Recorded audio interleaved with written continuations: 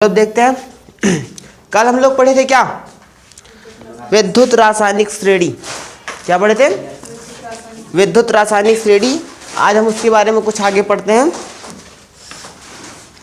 विद्युत रासायनिक श्रेणी में आपने एक चीज देखा होगा, जैसे जो Zn है और Cu है। इधर देखो, विद्युत रासायनिक श्रेणी में आपने ये देखा होगा कि जो Zn है Cu है, Zn जो है वो क्या है, Cu से पहले आता है। क्या होता है? Cu से पहले आता है, इसीलिए इसका E0 का मान जो है इसका कम होता है और इसका ज़्यादा होता है। तो इसलिए अगर जो किसी सेल में इन दोनों रॉड का इस्तेमाल करते हैं तो Zn की रॉड पे ऑक्सीडेशन होता है। क्या होता है? ऑक्सीडेशन होता है। और इस पे क्या होता है? रिडक्शन होता है। ठीक है।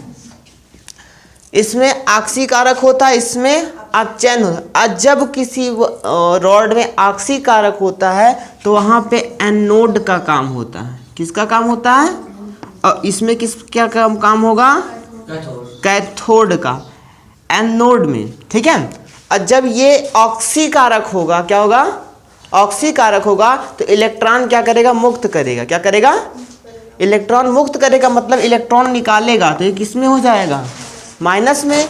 और ये रिडक्शन है तो इलेक्ट्रॉन को ग्रहण करेगा। क्या करेगा?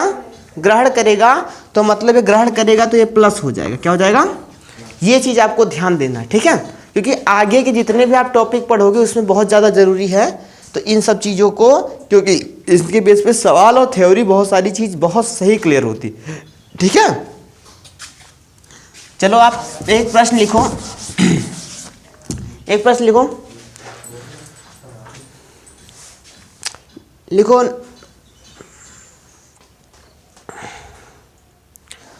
हेडिंग लिखो पहले, विद्युत रासायनिक श्रेणी के मुख्य उपयोग। बहुत फास्ट लिखो। विद्युत रासायनिक श्रेणी के मुख्य उपयोग। पहला लिखो, उसमें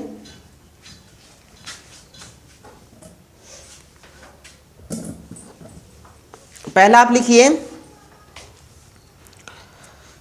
धातुओं की क्रियाशीलता ज्ञात करने पर।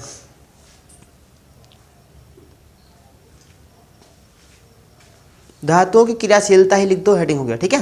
धातुओं की क्रियाशीलता लिखो। उसमें लिखो, विद्युत रासायनिक श्रेणी में जो धातु सबसे ऊपर स्थित है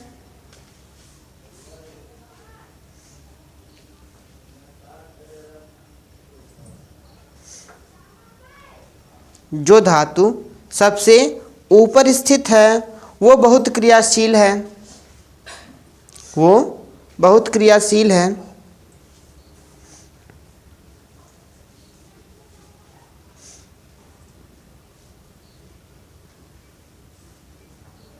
और इसका मानक इलेक्ट्रोड विभव, और इसका मानक इलेक्ट्रोड विभव ब्रैकेट में E0 लिख देना, बहुत ही ऋणात्मक है। बहुत ही ऋणात्मक है, क्योंकि जो धातु ऊपर होती है वो क्रियाशीलता ज़्यादा होती है और उसका मानक इलेक्ट्रोड विभव ज़्यादा ऋणात्मक में होता है, मतलब कम होता है, ज़्यादा माइनस में होता है। ठीक है। पहला क्वेश्चन लिखो एक,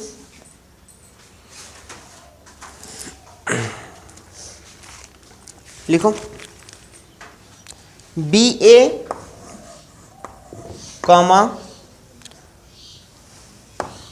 K comma Li comma Ca को क्रियाशीलता के बढ़ते क्रम में लिखो। को क्रियाशीलता के बढ़ते क्रम में लिखो।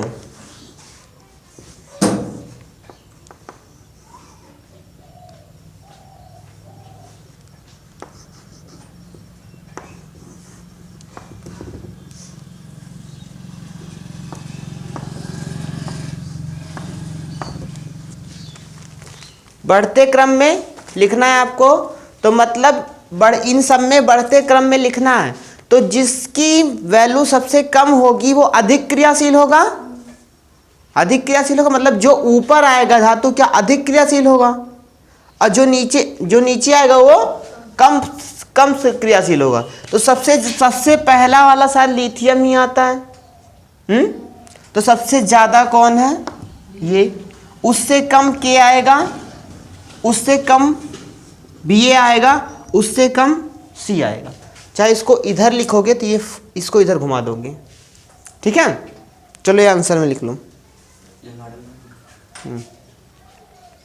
तो ये आप रासायनिक जो श्रेणी है वहां से देखोगे तो आसानी से पता लग जाएगा।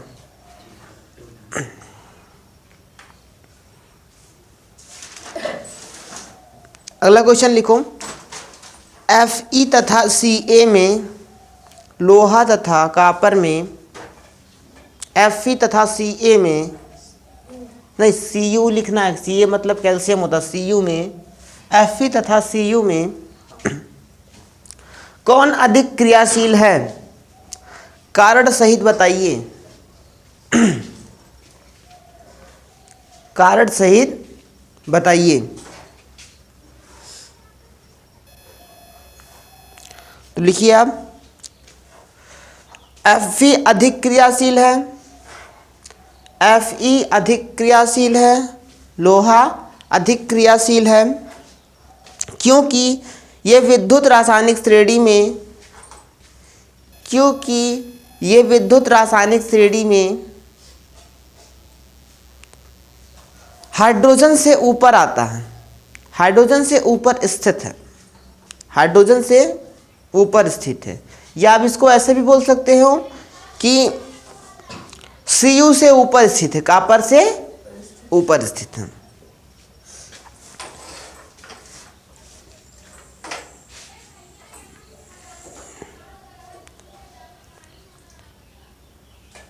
लिखो अगला लिखो, Na सोडियम साधारण ताप पर जल से क्रिया करता है, सोडियम साधारण ताप पर जल से क्रिया करता है, जबकि Mg मैग्नीशियम गर्म जल से क्रिया करता है। स्पष्ट कीजिए, गर्म जल से क्रिया करता है, स्पष्ट कीजिए।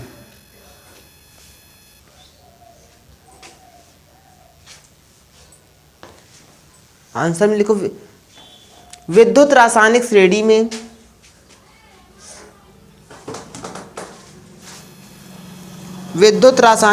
में सोडियम मैग्नीशियम से ऊपर स्थित धातु, सोडियम मैग्नीशियम से ऊपर स्थित धातुएं अधिक क्रियाशील होती हैं,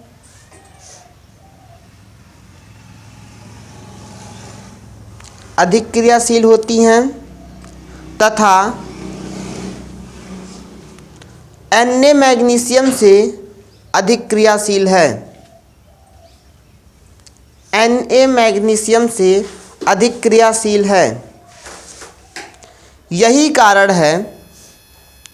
यही कारण है कि सोडियम पानी से तथा मैग्नीशियम गर्म पानी से क्रिया करता है। इसके बाद नोट हेडिंग लिखो। चलिए नोट लिखिए। देखो, विद्युत रासायनिक श्रेणी में जो धातु हाइड्रोजन से ऊपर स्थित है, हाइड्रोजन आपको दिखा था ना बीच में जिसका 0 मान वैल्यू होता था, हाइड्रोजन से ऊपर स्थित है, वे तनु अम्लों से हाइड्रोजन गैस को बाहर निकाल देती है, तनु अम्लों से हाइड्रोजन गैस को बाहर निकाल देती है, तथा जो धातु हाइड्रोजन से नीचे स्थित है, तथा जो धातु हाइड्रोजन से नीचे स्थित है वो तनु अम्लों से कोई क्रिया नहीं करती, वो तनु अम्लों से कोई क्रिया नहीं करती।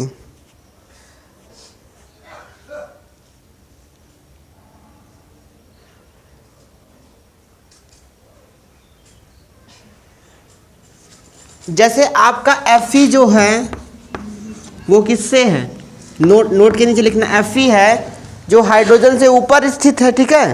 तो ये क्या होगा, अगर जो H2SO4 से अभिक्रिया करेगा, क्या करेगा, H2SO4 से अभिक्रिया करेगा तो क्या हो जाएगा, FeSO4 ये हो जाएगा और जो H2 है वो बाहर निकाल देगा, ठीक है। और एक Cu ले लेते हैं, Cu नहीं Zn लेते हैं, Zn, एक दूसरा हम लेते हैं HCl, क्या, HCl। तो ये रिएक्शन करेगा तो यहाँ तो 2 से मल्टीप्लाई कर देते हैं, ZnCl2। क्यों 2 से मल्टीप्लाई किया, क्योंकि इसकी कितनी होती है, 2 होती चार्ज होती है, इसकी 1 चार्ज होती है, तो 2 वाला इस पे जाता है, 1 वाला इस पे आता है। जो मैंने बोला था ना, Zn पे क्या होता है, डबल प्लस होता है, Cl पे सिंगल माइनस, इसकी चार्ज इस पे, इसकी चार्ज इस पे आती है, तो इसकी इस पे आएगी, 1 है तो Zn 1 बार लिखते हैं, ये 2 चार्ज उस पे तो Cl2 2 बार लिखते हैं, तो ये ZnCl नहीं बनता, ZnCl2 बनता है। क्या बनता है, तो ZnCl2 तो Cl2 तो लेना चाहिए ना, तो यहाँ हम 2 से मल्टीप्लाई करा दिए पहले ही, तो ये हो गया। अब देखो यहाँ पे 2H है ना, तो H2 2 बाहर आ गया। लेकिन यदि हम Cu जो से कराएंगे H2SO4 से, तो Cu हाइड्रोजन से नीचे स्थित है, ठीक है, तो यह अभिक्रिया नहीं होगी, ठीक है।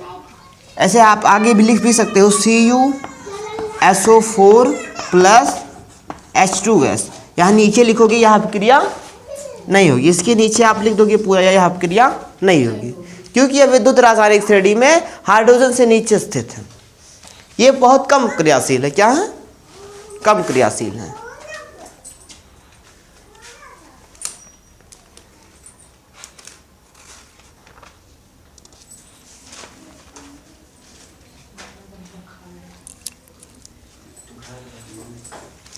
चलो अगला लिखो, निम्न हेडिंग लिखो, निम्न में से कौन सी अभिक्रिया होगी और कौन सी नहीं। हाँ, निम्न में से कौन सी अभिक्रिया होगी और कौन सी नहीं, हेडिंग लिखना, हेडिंग।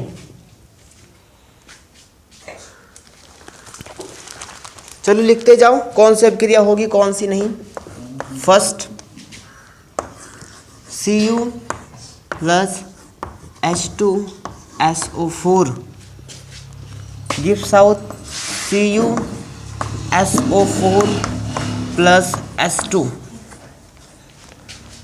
दूसरा लिखो, Zn H2SO4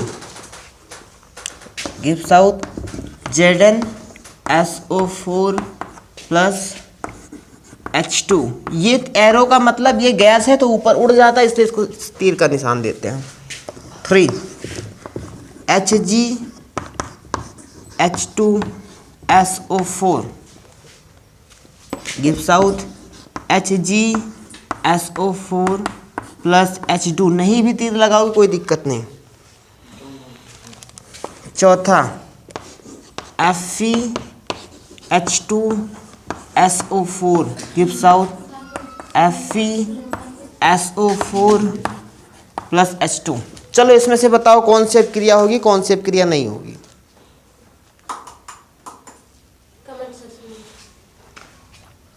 तो मैं बताया था क्या कि जो हाइड्रोजन से ऊपर स्थित होगा वो क्या होगा, जो हाइड्रोजन से ऊपर स्थित है वो धातुएं तनु अम्लों से क्रिया करेंगी।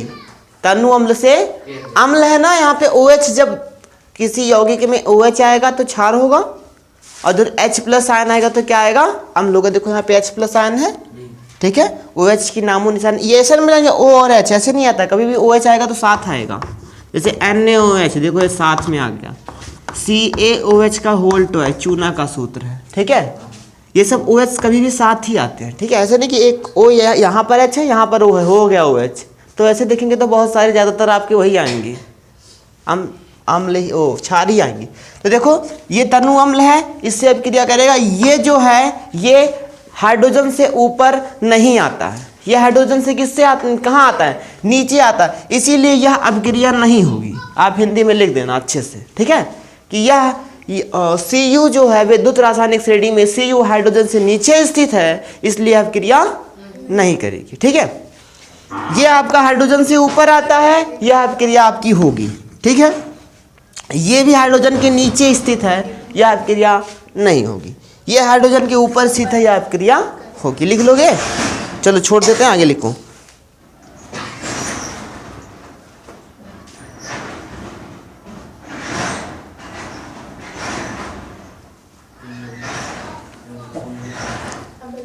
चलो एक लिखो, हेडिंग लिखो उपयोग। हेलो, लिखो उपयोग, हेडिंग लिखो उपयोग। लिखो किसी धातु की, नहीं ऐसे मत लिखो, लिखो किसी अधिक सक्रिय धातु को, किसी अधिक सक्रिय धातु को किसी कम सक्रिय धातु के धनायनों के विलयनों में, किसी अधिक सक्रिय धातु को किसी कम सक्रिय धातु के धनायनों के विलयन में डाल देने से कम सक्रिय धातु मुक्त हो जाती है। कम सक्रिय धातु मुक्त हो जाती है। कम सक्रिय धातु मुक्त हो जाती है। चलो क्या लिखे थे? किसी धातु सक्रिय किसी अधिक सक्रिय धातु किसी कम सक्रिय धातु के धनायनों से के विलयन में डालने पर क्या होता है? कम सक्रिय धातु को मुक्त कर देता है। क्या करता है? कम सक्रिय धातु को मुक्त कर देता है। देखो इन दोनों में से ये एक रिएक्शन है, क्या है? तो यहाँ पे जो Fe जो है वो अधिक सक्रिय धातु है, Fe जो है आपका, और ये Cu जो है ये कम सक्रिय धातु, क्योंकि Fe जो है Cu से ऊपर आता है। तो क्या करेगा, ये इसको यहाँ से मुक्त कर देगा। क्या करेगा? तो ये यहाँ पे आ जाएगा FeSO4। यदि Cu यहाँ होता, Fe यहाँ होता तो ऐसा नहीं होता, क्योंकि Cu जो है वो कम सक्रिय धातु, ये क्रिया उतना तेज नहीं करता। तो ये मुक्त कर दिया यहाँ पे, तो आपका क्या बचेगा यहाँ से? तो प्लस यहाँ Cu आपका क्या निकल गया? बाहर। Cu आपका क्या हो गया? बाहर। तो बस ये इतना रिएक्शन था। तो अच्छा एक चीज और देखते हैं, इसकी ऑक्सीडेशन नंबर कितनी होगी? 0। कोई इस पे आयन नहीं है, किसी कंपाउंड के साथ भी नहीं जुड़ा है, कोई आयन नहीं है। या तो इसके साथ कोई जुड़ा होता, जैसे ये जुड़ा है तो इसकी कुछ होगी, इसकी भी 0 होगी।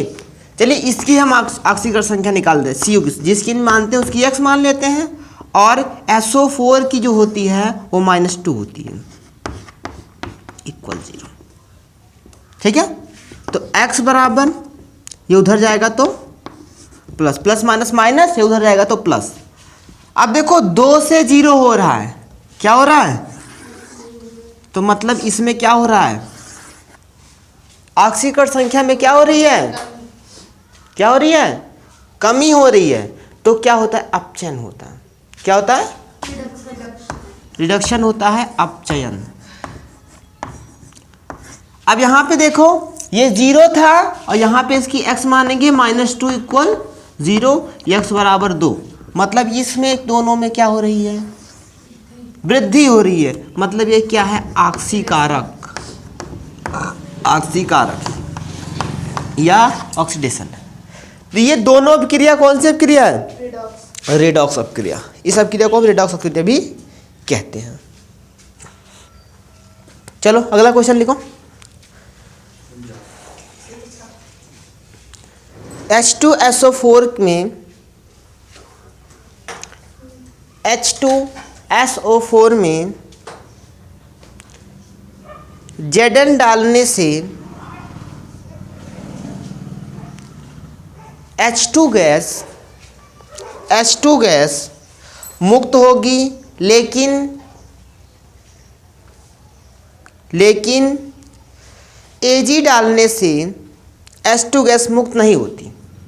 पीछे आप इसका रिएक्शन देख चुके हो, इसको कर सकते हो।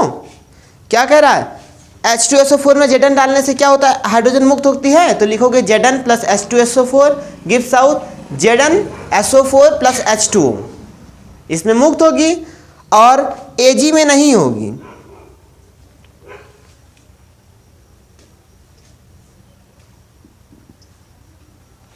Ag में नहीं होगा। Ag में क्यों नहीं होगा, दोनों रिएक्शन लिखने के बाद दूसरा लिखो Ag plus H2SO4 AgSO4 plus H2O। तो Ag वाले में लिखोगे क्योंकि यह विद्युत रासायनिक श्रेणी में हाइड्रोजन से नीचे आता है, इसलिए इसमें हाइड्रोजन मुक्त नहीं होगा। और पहले वाले Zn में लिखोगे क्योंकि यह विद्युत रासायनिक श्रेणी में हाइड्रोजन से ऊपर स्थित है, इसलिए यह हाइड्रोजन को विस्थापित करता है, मुक्त करता है। ठीक है,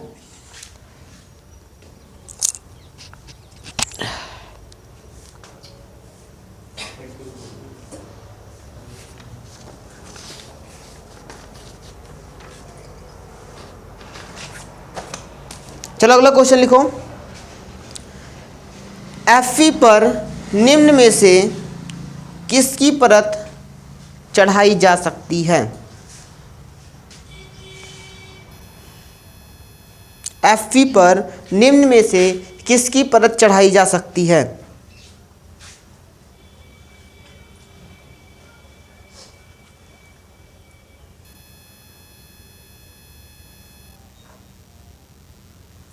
आंसर में लिखो Fe पर Cu तथा Ag, Fe पर Cu तथा Ag की परत चढ़ाई जा सकती है, की परत चढ़ाई जा सकती है, क्योंकि ये दोनों धातुएं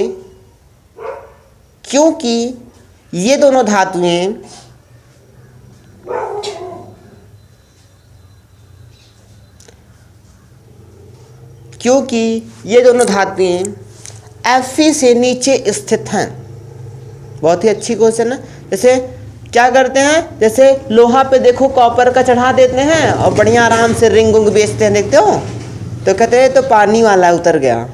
ठीक है, चांदी की परत चढ़ा देते हैं तो उसको देखते हो, लेकिन आप कभी भी चांदी पर लोहे की परत नहीं चढ़ा सकते, वो चढ़ेगी ही नहीं।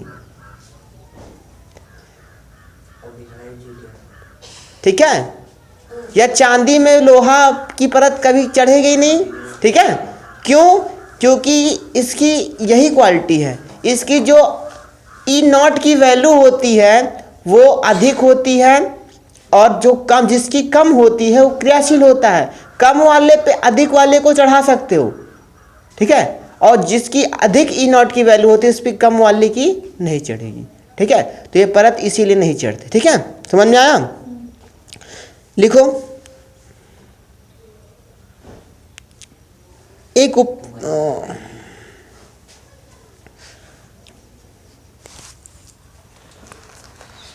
लिखो Fe कॉमा, अगला प्रश्न है Fe कॉमा CuSO4 के विलयन से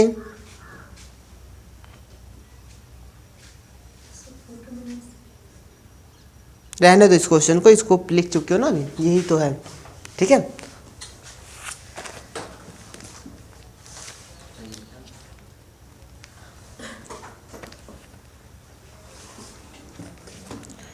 देखो धातुओं का संक्षारण, हेडिंग लिखो धातुओं का संक्षारण, धातुओं का संक्षारण, धातुओं का संक्षारण। चलो देखते हैं क्या लिखे हो। धातुओं का संक्षारण, क्या, धातुओं का संक्षारण। लिखो धातुओं को धीरे धीरे नष्ट होने की क्रिया को, धातुओं को धीरे धीरे नष्ट होने की क्रिया को, नष्ट होने की क्रिया को धातुओं का संक्षारण कहते हैं। धातुओं का संक्षारण कहते हैं। आप ध्यान देना कभी भी कि जैसे लोहा है, जब उसमें मूर्छा लगने लगता है, टूटने लगता है, टूटते टूटते पतला हो जाता है, जंग लगने लगता है, तो टूट के गिरने लगता है ना, संक्षारण होता है। क्या होता है? टूट के गिरने लगता है, उसको क्या बोलते हैं? संक्षारण होता है। जैसे मृदा का भी संक्षारण होता है, आप एग्रीकल्चर में देखे होगे मृदा का संक्षारण। क्या उसमें क्या होता है कि धातु बहाव से कट रहे हैं, क्या बोलते हैं, मिट्टी जो है वो बहाव से पानी की कट रहे हैं किसी से, तो क्या होता है? मृदा का क्या हो रहा है? संक्षारण होता है। वैसे यहाँ पे धातुओं का संक्षारण होता है। क्या कि धातु टूट के गिरने लगता है धीरे धीरे। अब लोहा पे क्या होता है? उसको बाहर फेंक दो, मिट्टी पानी हवा धूप जब पड़ती है तो उसमें भूरे भूरे कलर का, धीरे धीरे लाल पीले भूरे भूरे रंग का उसमें परत जमने लगता है और टूट के कमजोर होने लगता है। ठीक है, तो धातुओं को संक्षारण यही है, संक्षारण। ठीक है, लिखो इसमें दूसरे पैराग्राफ से इसी में, वायु तथा जल की उपस्थिति में, वायु तथा जल की उपस्थिति में अधिकांश धातुओं का ऑक्सीकरण हो जाता है। अब जैसे एल्यूमिनियम का नहीं होता, एल्यूमिनियम जल्दी नहीं, देखो मूर्छा नहीं लगता ना एल्यूमिनियम जल्दी, लेकिन अधिकांश धातुओं का ऑक्सीकरण हो जाता है। ऑक्सीकरण के फलस्वरूप, ऑक्सीकरण के फलस्वरूप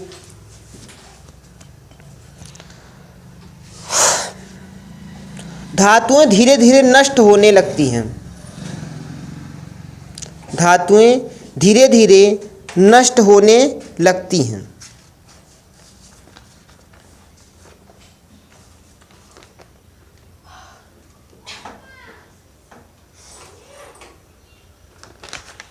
धातुएं धीरे धीरे नष्ट होने लगती हैं अथवा उनका संक्षारण होने लगता है, अथवा उनका संचाक्षारण होने लगता है।